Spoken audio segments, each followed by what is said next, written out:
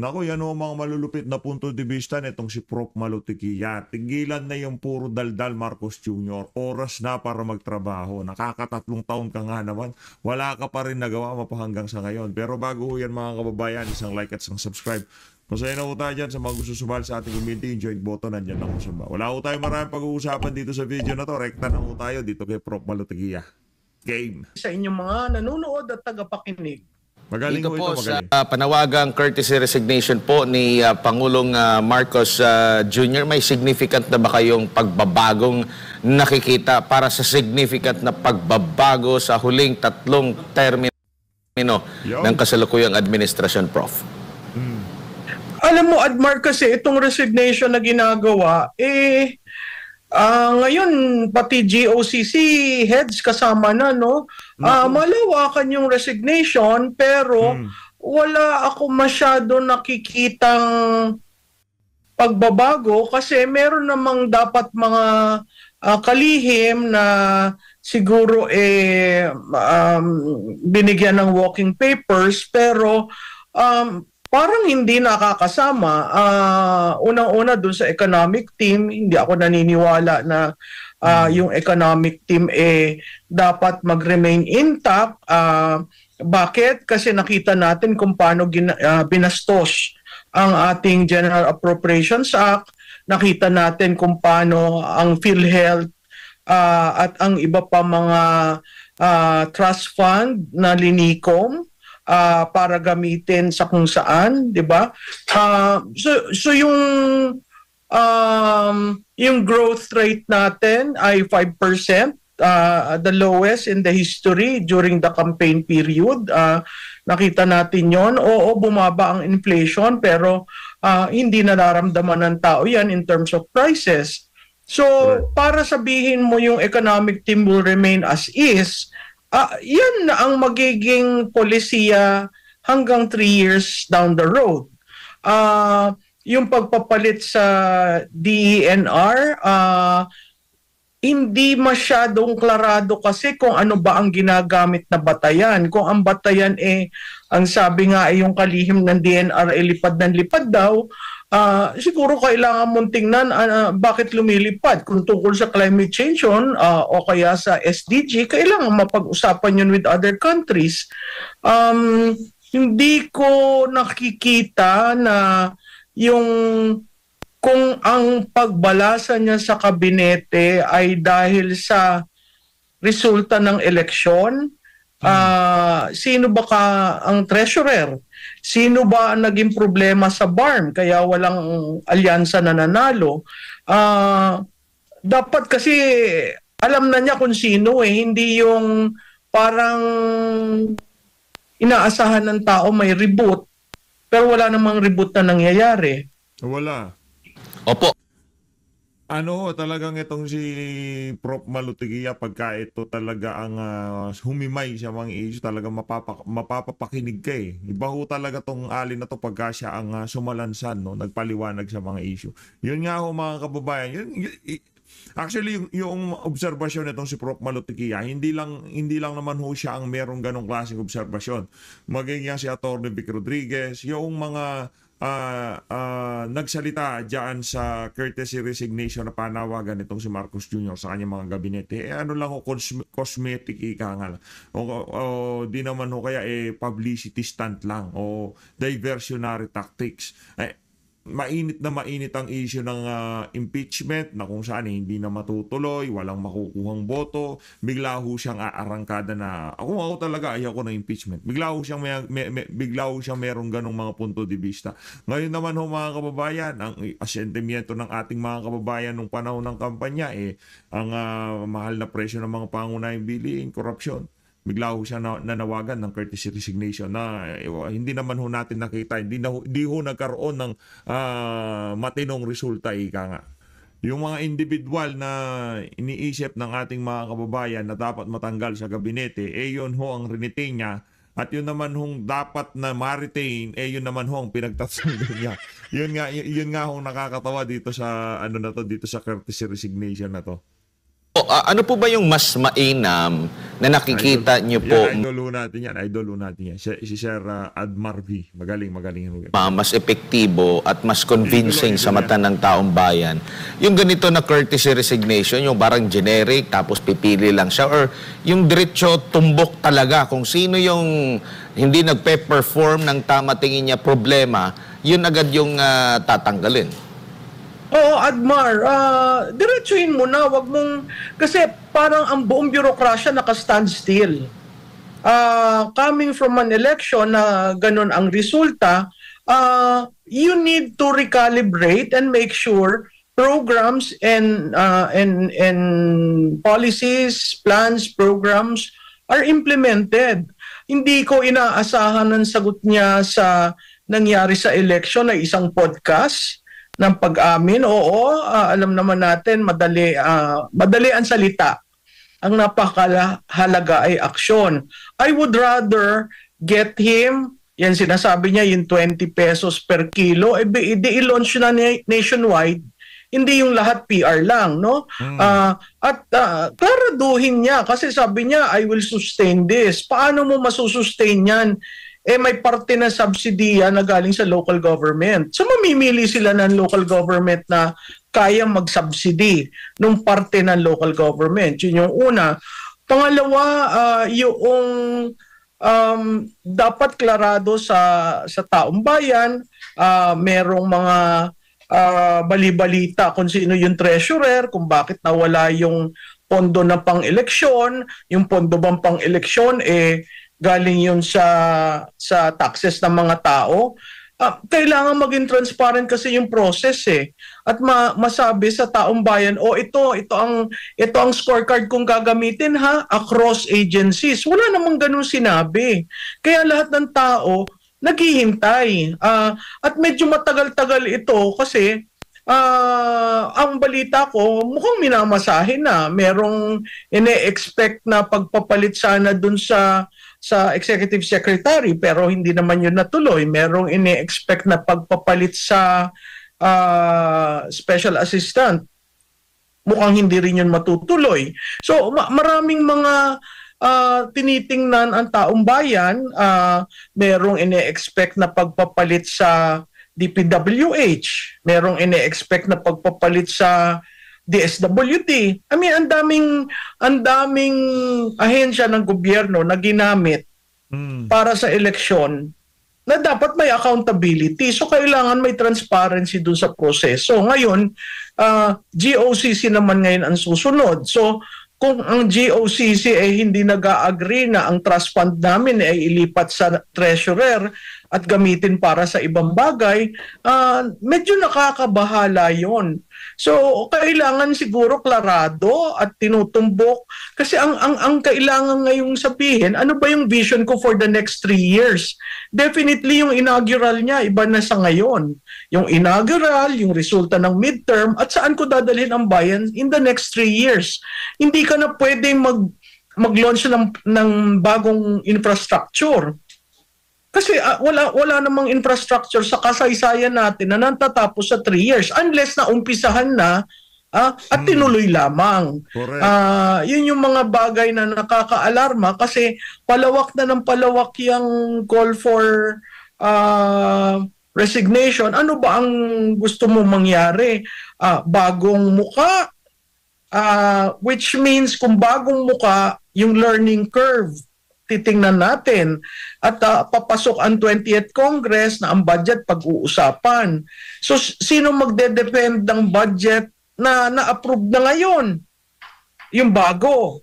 So yung bago kakayanin na ma-defend diyan. Pangalawa, kakayaning mag-shepherd ng mga flagship programs nitong administration na ito. So ako, mas ang suggestion ko, sabihin niya, for the next 3 years, ito ang gagawin natin. Then, lahat mag-a-adjust. Tapos, kung sino yung magiging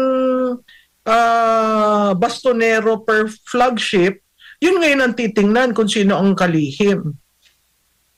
Hindi naman daw ito po papogi, sabi ni Marcos Jr., ma'am, itong kanyang ginawa. Ano kaya sa tingin mo ito? Ay, Adman, papogi yan. Kasi alam niya kung sino may problema eh. Bakit kailangan pa lahat magtenda ng courtesy resignation? Papogi ho yan. Eh, ano naman no, yung pag-aanalisa ng ibang mga pumuna dyan sa ano na yan, panawagan na yan, eh ano daw, ganyan daw kawalang yagba yang si Marcos Jr. Kailangan pa niyang lahatin ang kanyang gabinete ay hindi ho niya masabihan yung ibang mga kasapi ng kanyang gabinete na magbitiw. Kumbaga, lahat tapos kung sino lang matripan niya natanggalin o i-retain, sila lang ho ang maaalis o matitira sa kanyang gabinete. O papogi kung ano man yan, lumabas pa rin ho ang pagiging mahinang klase nitong si Marcos Jr. dyan. Tapos, hindi pa siya tapos dun sa isa, nasa GOCC na siya. Medyo mahirap yung GOCC kasi may special mandate yan. May special charter ang mga GOCC. So tapusin niya muna itong kabinete niya. Tapos, sabihin niya sa taong bayan kasi may dadating na State of the Nation address. 'Di ba? Hindi ba dapat kailangan niya nang sabihin na sa susunod na 3 taon, pinanggalingan na podcast, inaamin niya may pagkakamali siya, may pagkukulang siya, pero hindi pa niya sinasagot. Yan sa pagkakamali at pagkukulang, ano ang gagawin ko?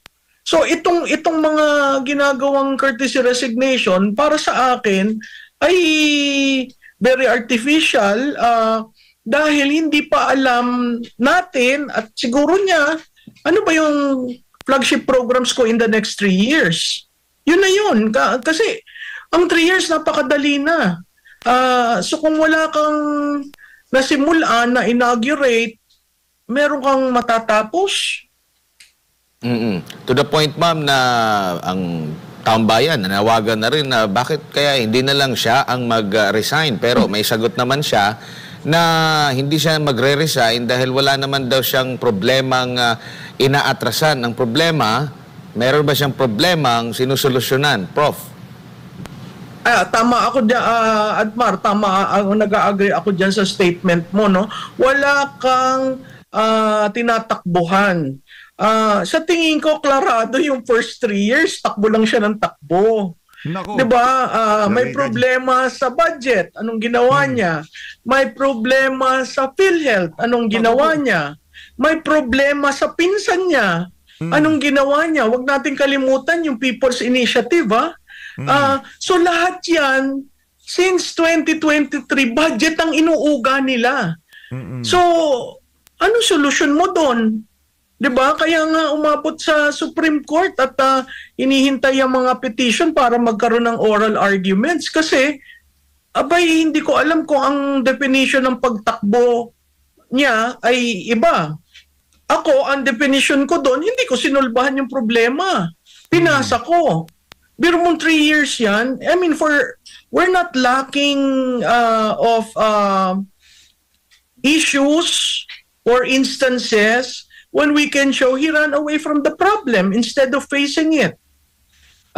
Perfect example is the unit team. Second example is the ICC. Hindi ba yung yung rendition na ginawa, hindi ba yun pagtakbo sa problema? At makikita mo, ito yung isa ko pang hindi ko maintindihan dito sa administrasyong ito.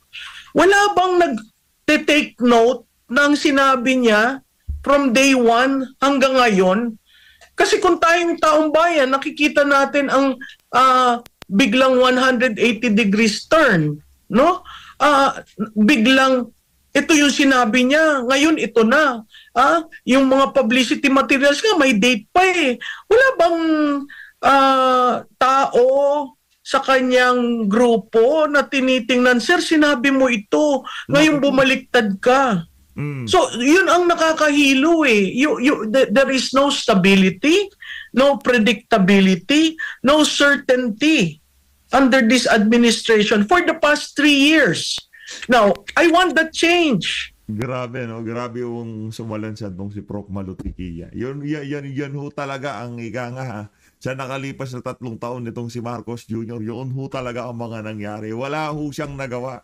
yung mga pinangako ho niya since day one, mapahanggang sa ngayon, nga pa rin ho ang sambayan ng Pilipino dyan sa mga pangako na yan. Okay, ibigay na ho natin sa kanya yung 20 pesos na bigas. Imposible na yon. Weak leader nga siya, hindi niya magagawa talaga yun. Paano na lang yung iba? Paano na lang yung mga itutuloy mo na lang, di ba? Yung mga continuity nung panahon nitong si dating Pangulo Rodrigo Duterte, yung mga magagandang proyekto na naumpisa ng nagdaang administrasyon, yun na lang ang hinihingi natin na ituloy mo. Huwag ka nang mag-isip ng kung ano-ano, di ba? Si Tatay Digong dyan sa panahon na yan, 3 taon, meron na tayong naka-reading subway, meron na tayong mga bagong mga paliparan, meron na tayong mga bagong seaport, meron na tayong mga bagong highway, di ba? Nung panahon ni dating Pangulo Rodrigo Duterte. Pero dito sa administrasyon na to, itutuloy na lang ho yung mga proyekto na yon, hindi pa ho matuloy-tuloy. Napakalaki ho talagang pagkakamali, yung pagkakaluklok na yan itong si Marcos Jr. Di ho natin sinasabi to para siraan siya. Yun, sa mga loyalista at mga talyanista, masakit man tanggapin, pero yun ho talagang katotohanan. Ngayon, kung meron ho kayo mailalatag na merong bagong pinasinayaang paliparan dito, merong bagong pinasinayaang bagong seaport dito, kung ano pa man yan, di ba? Maliban doon sa mga pinapauwi, kagaya dito kay Tebes, pagpapadala sa The Hague, Netherlands kay dating Pangulo Rodrigo Duterte, impeachment ni BP Sara, mga iskandalo sa budget, yung mga pinagkukuhang pondo diyan sa mga diyan sa mga ahensya ng pamahalaan, wala pa hong accomplishment tong administrasyon na to. Yun hong masakit dito. Di ba isa ako sa mga pumuna na hindi ko nararamdaman ng administrasyon na ito. First 100 days pa lang sinabi ko na ako'y natutuwa nung podcast, sinabi niya na pasensya na kayo, alam ko hindi niyo naramdaman. So paano ito bang mga palliative na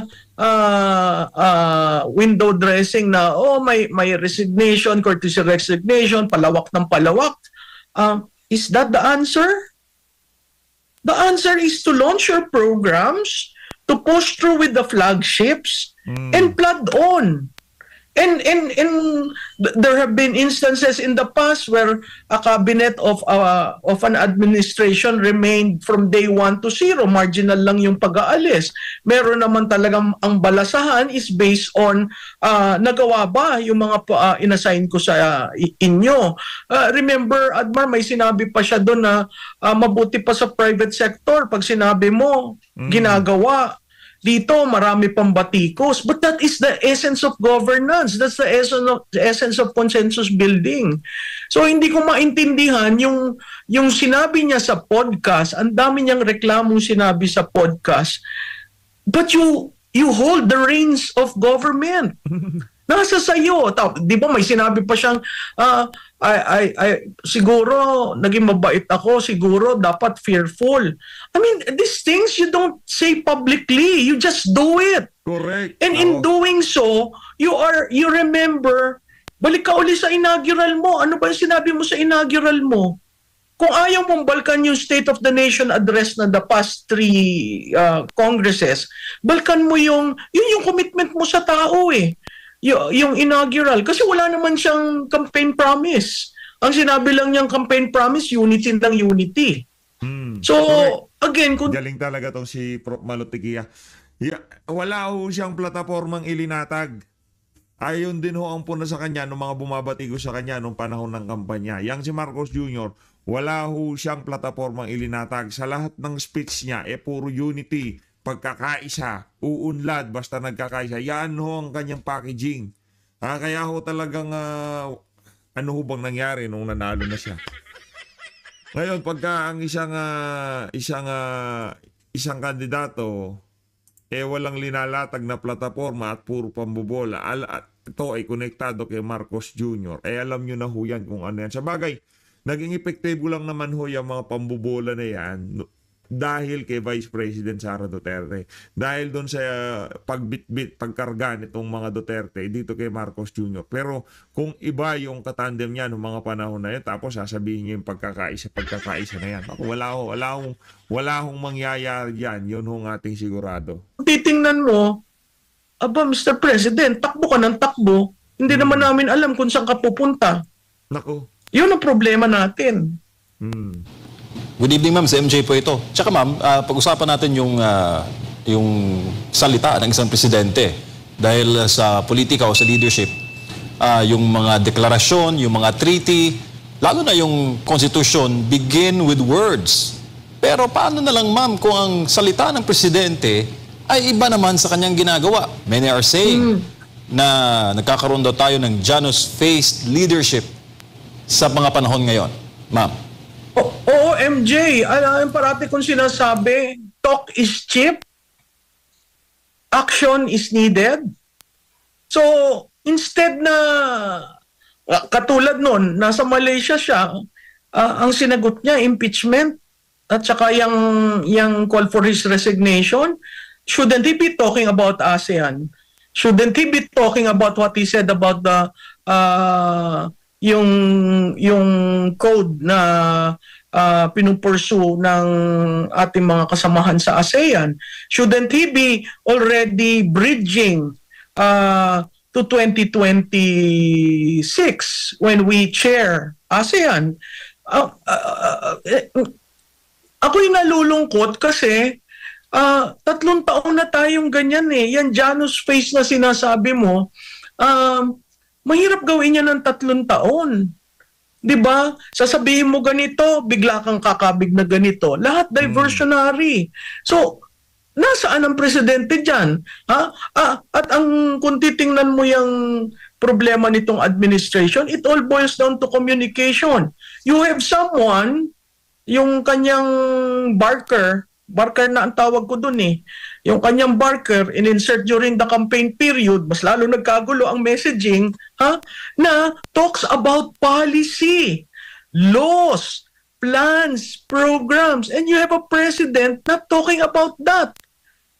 Yung Barker niya, ang default na sagot, ang blame is Duterte. That is by design.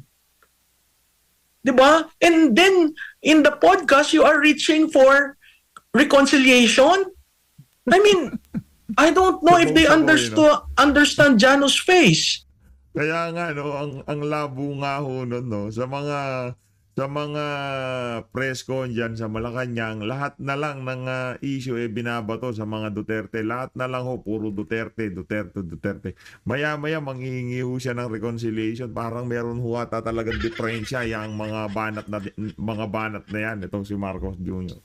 I don't know if they understand the philosophical mooring and the psychological meaning of that. But if a leader is said to be wearing such, then lahat double speak, double talk. And we're tired of that. Kaya nga ganyan ang resulta ng eleksyon eh.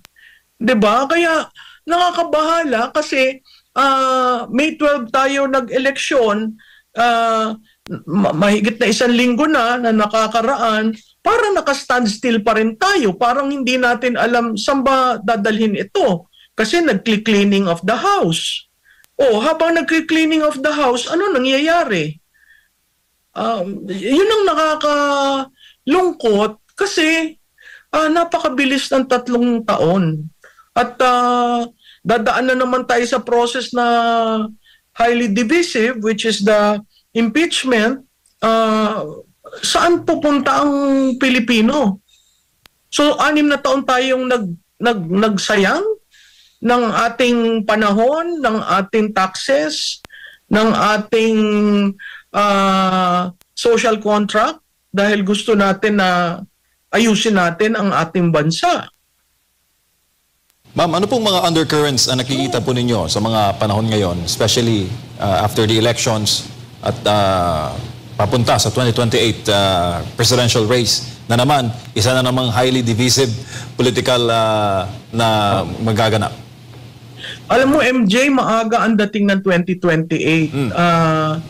Katatapos lang ng election, May 13, lahat ang forecast, lahat ang gusto ng prediction, lahat ng tinatanong tungkol sa 2028. Yung undercurrents, kasi kailangan kalmado ang dagat para sa isang ship, kahit bangka man lang o balanghay, na tumatakbo doon, no? Kung ang undercurrents hindi mo sinesettle, forever yang lalabas at lalabas. Na-mention ko nga doon, ang EDSA, nagsimula lang yan undercurrents, hindi pinansin, pumutok. 'Di ba? Yung EDSA noong 1986. Yung mga coup, undercurrents rin yan. Itong kaninang umaga, nagising tayo sa statement ni Chief AFP. Halatang-halata mo may undercurrent doon sa institusyon na yon, no?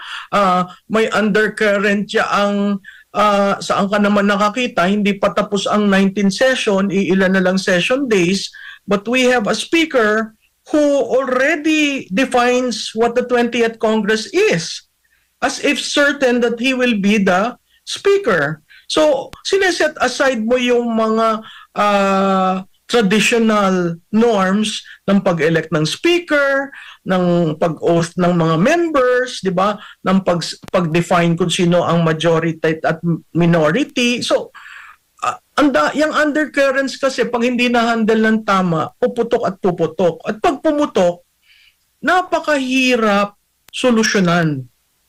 Kasi that would mean the people have already given up.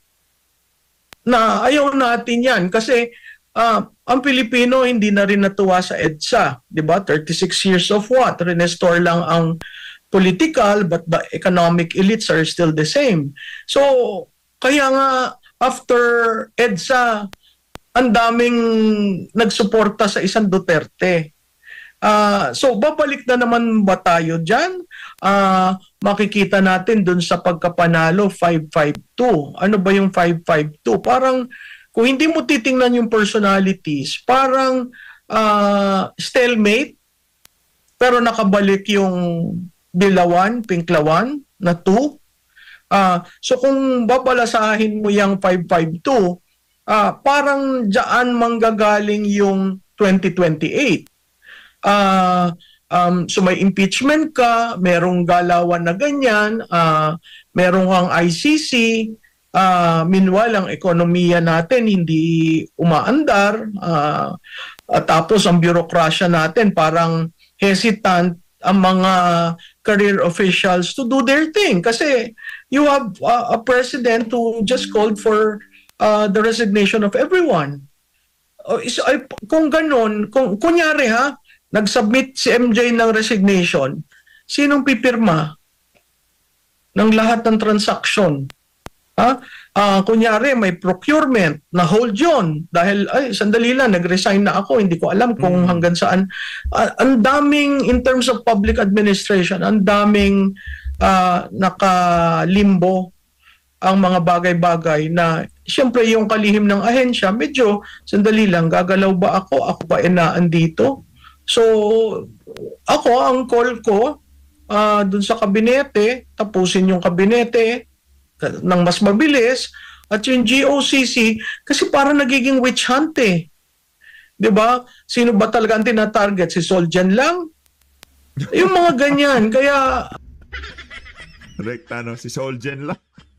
Ito naman kasi si Solicitor General Guevara, hindi ho niya dinipensahan ng pamahalaan eh. Doon sa issue ng doon sa issue ng ang tawag dito, PhilHealth ba? Ay, hindi siya doon sa PhilHealth, hindi siya dumipensa. Doon sa doon sa ginawa nila dito kay dating Pangulong Rodrigo Duterte. Tumanggi ho siyang maging abogado ng pamahalaan. Kaugnay doon sa mga isinampang petisyon ng pamilya Duterte sa Korte Suprema. Kaugnay nga doon sa ma-illegal, doon sa maanumalyang ginawang pagkidnap kay dating Pangulong Rodrigo Duterte at pagpapadala dyan sa The Hague, Netherlands. Sa tingin natin, si Maynard Guevara lang talagang pakay na dispatchayin itong si Marcos Jr. Nadamay lang yung iba eh.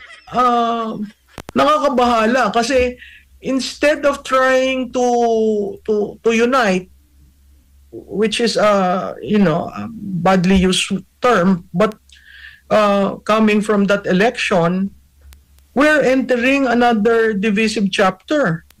Sa bureaucrats, tanungin mo ang mga empleyado sa bureaucracia. Ang sasabihin lang niyan, kasi hindi kami makagalaw kasi yung kalihim namin baka paltan.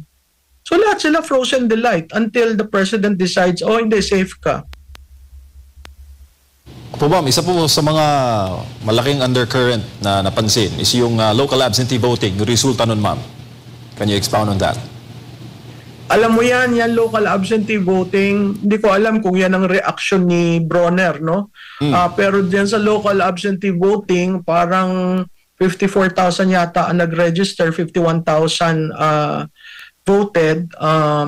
At ang from rank 1 to 9, I understand, are all Duterte 10. And then, only 3, Kerubin, Honasan, and Bosita, who are all individuals in uniform before they ran as candidates, who ended up in the top 12. The highest alyansa was nowhere in the top 12. I think rank 15 yata or 16 si Senator Lacson. So what does that mean? Ang local absentee voting ay composed of military, police, media, at saka certain government officials who cannot vote on that day and wanted to avail of local absentee voting.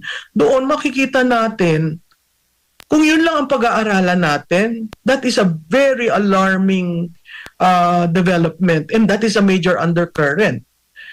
Because kaya nga unti-unting may lumalabas, may isang pulis yata na nagsabi, hindi porke in-increase mo yung aming base pay, ang loyalty namin sa inyo. You see how they are creating statements out there just to cure the local absentee voting. But that does not tell you the story. The base pay does not tell you the story. It's the reaction of these voters in ensuring, hindi kami sumasama sa hindi kami may alternative kami dito, sige, boboto namin at sasabihin namin sa inyo kung ano nararamdaman namin. So you can see there, it's all Duterte 10. And then, Kerubin ended up in rank 9, Honasan at rank 11, and Bosita at rank 12. Si Marcos is a late entry to the pero at that time medyo gumaganyan-ganyan na siya. Lacson is the alyansa. Imagine Willie Ong na wala na nag-withdraw, still got. So these are all how shall I call it, protest votes coming from men in uniform. That is telling. Ngayon, pagka hindi pa nakinig yan si Marcos Jr. dyan sa protest vote na yan ng mga men in uniform, baka yung susunod na protestang gagawin nila, hindi na niya magustuhan. As always, maraming salamat to sa pag-support sa PH Update. Mag-ingat po kayo lahat. Malinat na Pilipinas.